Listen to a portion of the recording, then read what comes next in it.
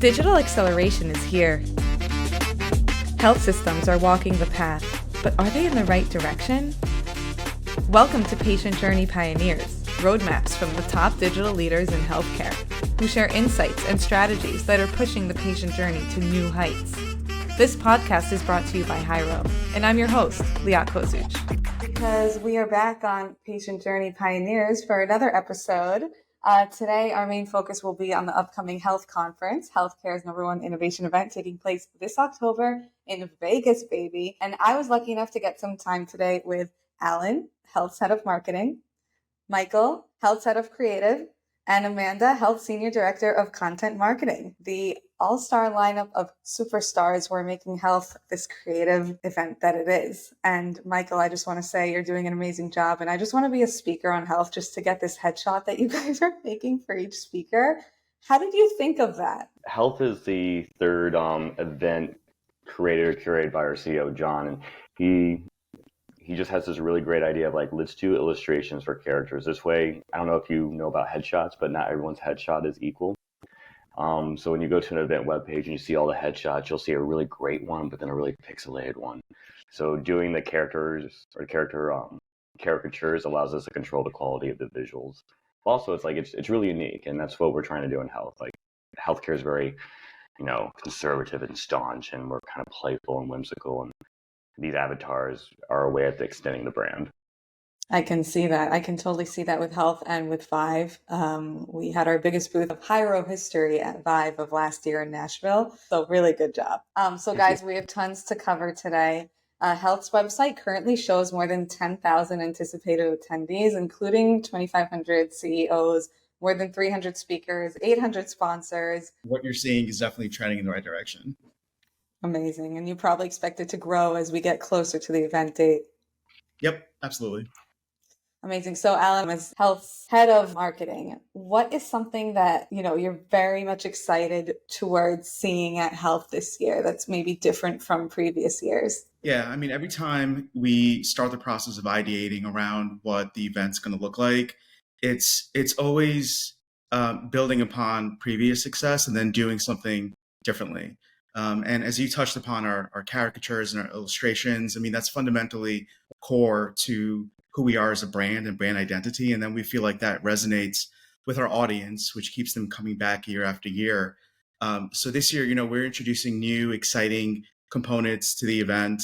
But for me, the best part is knowing that you have months and months of planning culminating over the course of 4 days, and then being there when registration opens and all these people are coming to get their badge and then making their way to the main stage or the show floor or experiencing our myriad of activations and then seeing kind of the joy in their face and knowing that, we were behind the scenes making all this come to life, and then having the ability to observe in real life the tangible engagements that our attendees are able to interact with. And you're doing a great job keeping up with the trends. I'm really wondering, because it takes months to put together Health, for example, or even Vive of next year. I'm sure you and Amanda and Michael are still kind of thinking about what to include. Amanda, for you, content is a huge thing. So how are you really keeping up with the trends going on in digital health to make sure that you're bringing the cutting edge content? I guess, Amanda, this one's for you. So I work very closely with our content team headed up by Jody. Every year we work together to come up with our top trends for our ebooks, which we put out once a year for each of our events. And I think those trends that come out of our events that land in the ebook are then, spread across all of our mediums. And we highlight all those key trends in healthcare through that way. And I think also just listening to the community on social media, what are they talking about? What is trending on social is very, very important. Obviously, right now, AI is trending on social, and how generative AI is affecting healthcare is huge. So we're on top of that through social content right now. We've interviewed our current speakers that are on the Health 23 agenda about what they think is going on with that in the next, in the near future, in the next few years. And just, making sure that we have a finger on the pulse of our current speakers and getting to hear what they want to say about these trends and putting that out there is really important for content. Yeah, it's amazing because not to toot our own horn, but Hiro has been around AI and dealing with generative AI in healthcare basically since we remember ourselves, and our participation at conferences is always around AI. And now it's really becoming like a top track, I guess. So, Alan, and soon Michael, I have a unicorn question for you. But Alan, how are you as head of marketing making sure to demystify all of these up and coming trends? Yeah, that's a good question. And I think it's important to know kind of our role in the industry, in the marketplace. We kind of look at ourselves as the platform to facilitate conversations of this nature. So we like to look at ourselves as a destination, a venue, a community where different voices can come together to have these types of conversations. So it's less about us demystifying some of these assertions, but it's more about facilitating an engaging conversation amongst the ecosystem and doing it in a broad fashion, but also more in a curated experience where there are really relevant conversations. Well, I'm excited to see what you have in store. Actually, Hiro's doing a happy hour with Gozio and Artera during health, and we have our booths with you guys every year, and it's really nice to see. So kudos on that.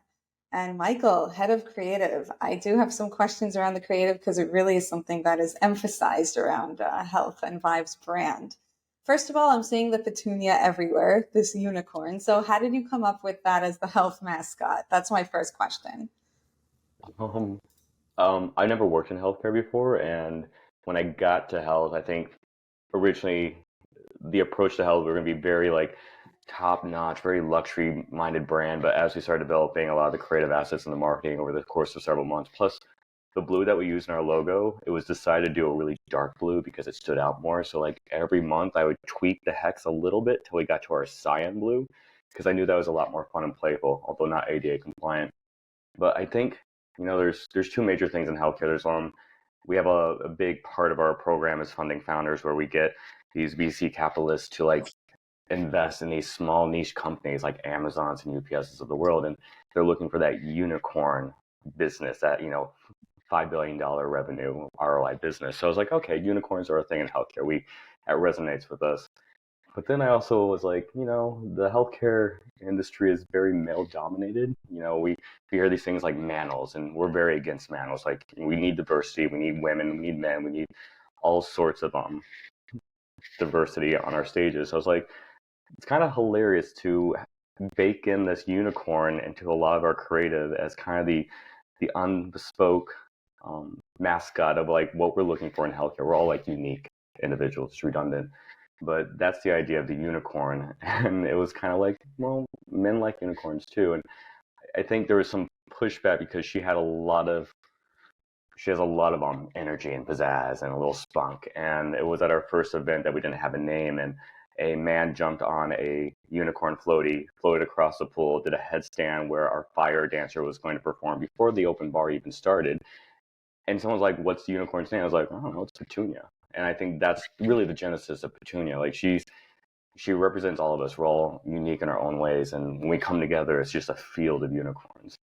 But she also allows us to kind of step away from that conservative side of healthcare and like, what really makes us tick and what's fun. Because I think this is the last thing I'll say about this. When we went into this, we were like, oh, healthcare people, they don't, they go to bed at 8 p.m. Like, they're not going to go out and party. They're not going to dance.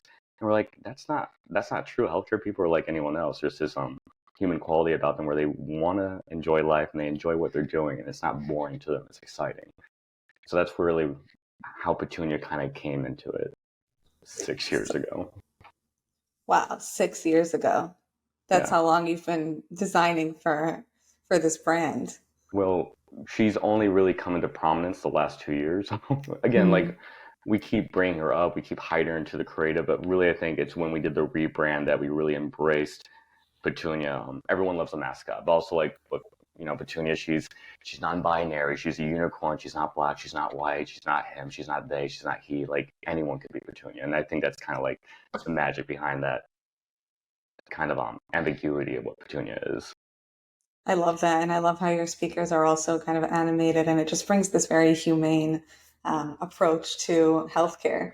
And that's really what we need in healthcare, I believe. With all the technology coming in, it's still people, and we need that human touch no matter what technology is immersed into the ecosystem. So, Michael, last question for you. What can attendees expect from the on-site design experience this year? Give us some inside scoop. Last year with the rebrand, we really wanted to depart from just being our nascent blue everywhere and really explore color and then explored changing up our stages so each stage wasn't a facsimile of one another, so that each stage had its own persona and experience. And what my creative team has really invested a lot in this year is employing all the different senses: smell, sight, sound, touch. So a lot of our stages, like last year, are very thematic, but this year they're going one extra level deeper and understanding like what's it like when the attendee is in that space, when they walk around, when they sit down, when they view it. So I think this show is going to make people want to touch things more and interact more and like put themselves into the health environment, which is kind of what we're looking for. We're creating this storyline and we want people to feel like they fit into that narrative. So I think this year we're just that much closer to kind of describing that narrative or giving a story with a visual. Alan, on the marketing perspective, you guys create this feel of 365-day year-round community for health. And it's not just like engaging with attendees once per year for 4 days and then see you next year. It really has become this community.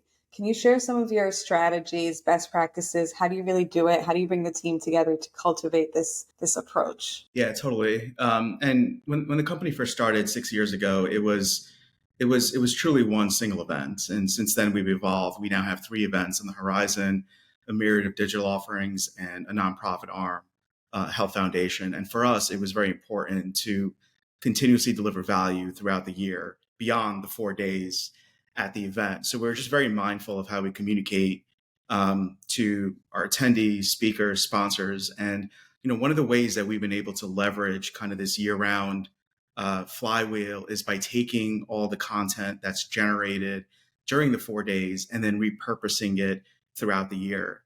We recently launched a community portal, which kind of serves as our media property where either attendees or the general public can go and access content from the event. We also generate content on a monthly basis beyond the event that people can access to.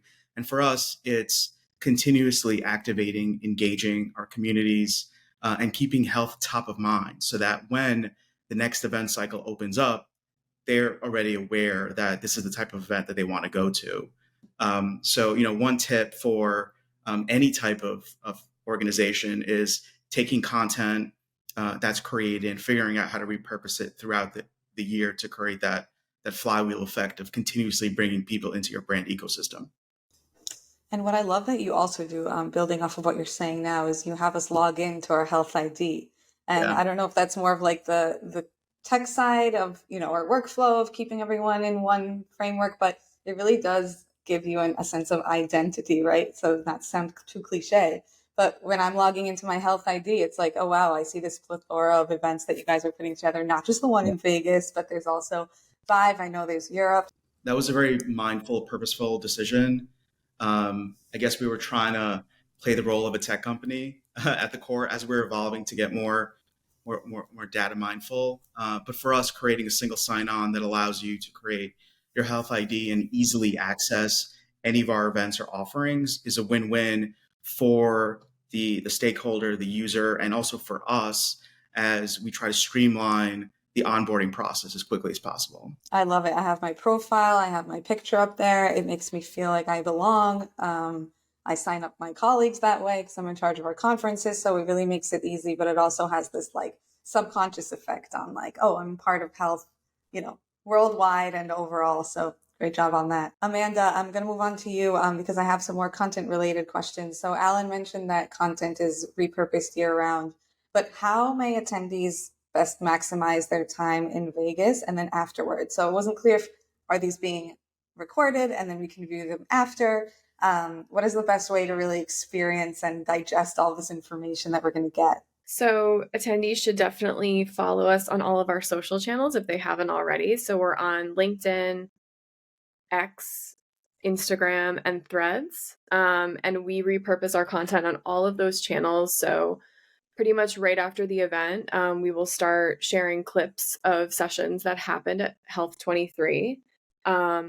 We'll do all of our keynote sessions and even more after that. And pretty much every week throughout the entire year, they're going to get clips of, digestible content in 1 minute long clips that will then lead them to our community where about 2 weeks after the event, we will have all of our session recordings on there for eternity. So people can go back and listen there if they missed any sessions during the event. And then we will be sharing all of our podcast recordings because on site we do on-site interviews of podcasts that we then leak out throughout the year.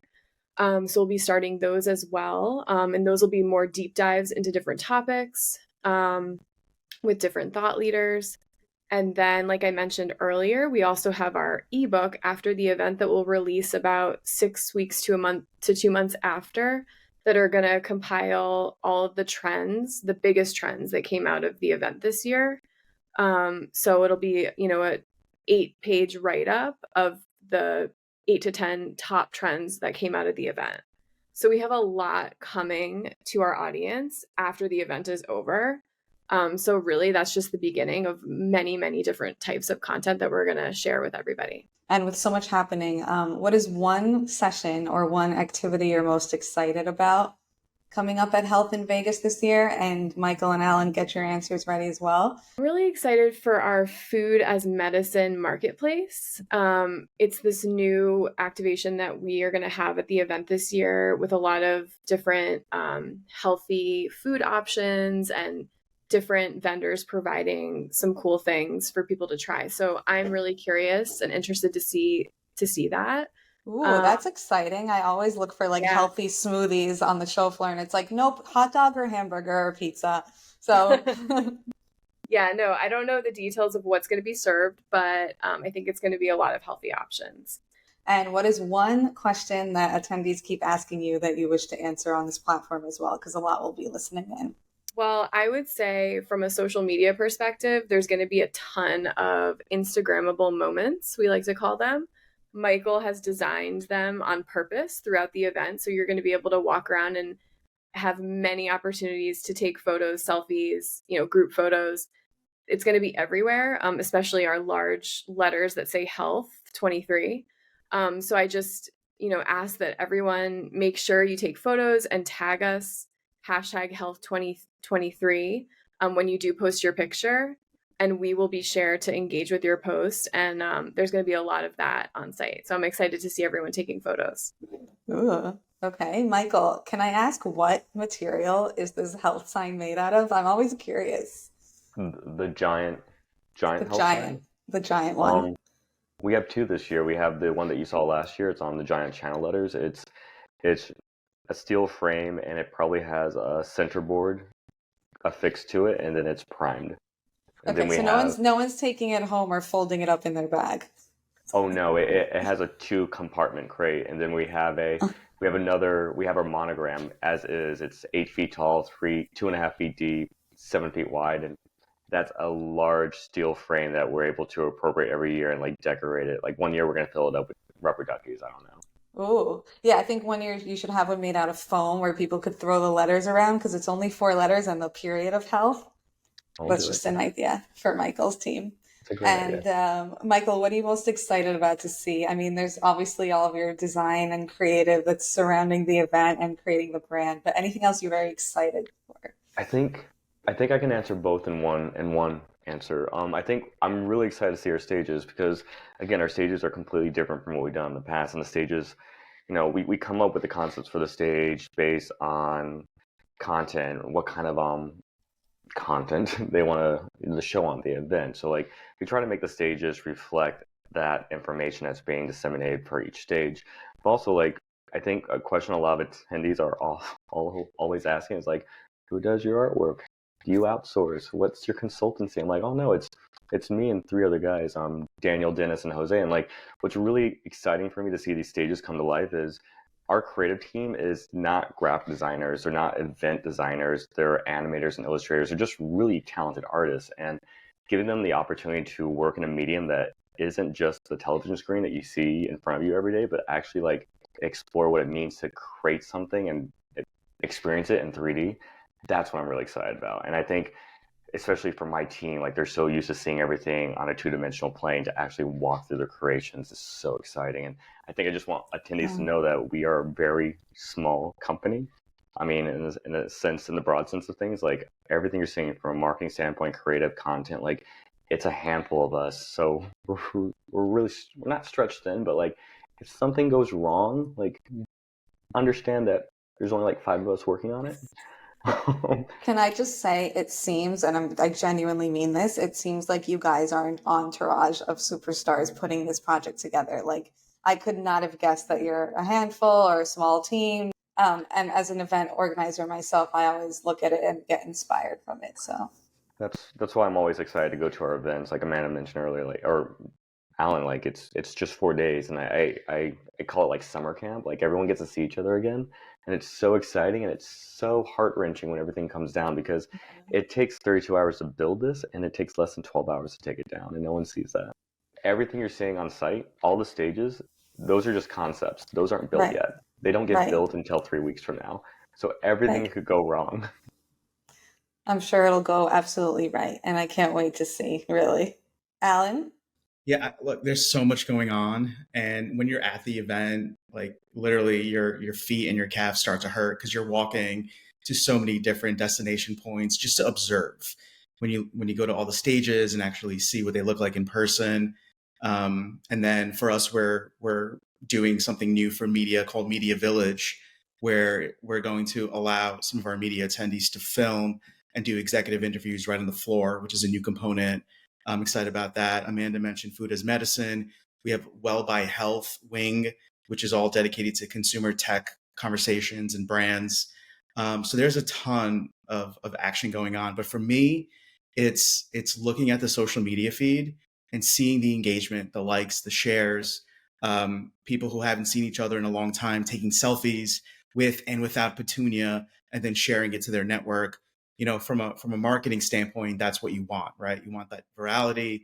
You want that network effect of an event where the brand gets perpetuated exponentially. But for me, it's seeing other attendees when they're on the floor, reading the emails that we wrote, sharing the pictures that we created to their network, and seeing all the effort, the hours that we put in to create this event is now resonating with people who are there on a mission to make healthcare better.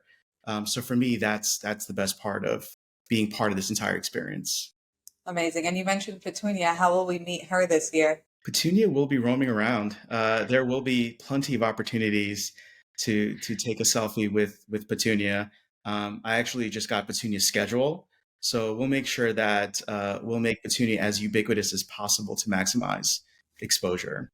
I'd love to know what hotel she's staying at so I could be the first to get her autograph. I'm sure you guys love me enough to let me know before anyone else. I'm sure she's at a penthouse at some very luxurious resort. Speaking of which, the Encore is completely sold out. And now my colleague wants to kill me because I put her up in some other random hotel, the only one that is available. But I guess that's good news to you guys because it really is a full house this year. And I'm wishing for you a full house every single event. So at that, I just want to say thank you so much for your time. We're going to let you guys go into event planning mode. Any last words, Amanda, Alan, Michael, you'd like to leave us off with or send off to the attendees? Yes. Wear glitter. Or something shiny, something sparkly, like it's your earring, it's your necklace, it's your... That's not going to happen in healthcare, but we could try. Oh no, I want everyone to come and just not be worried about being who they are and dressing who they are. I love it. Come for fun. Definitely come for some fun at night after the content all day. Oh yeah, who's performing this year? We're very fortunate to have Fat Joe and Ashanti performing at Industry Night this year. How did you guys get Fat Joe? It's a good question, but we're very lucky. Guys, thank you so much. We're so excited. We'll see you in Vegas, baby. See you in Vegas. Bye. Bye. Thank you for listening to Patient Journey Pioneers, brought to you by Hyro. Subscribe to our podcast on your favorite listening platform. see you on our next episode.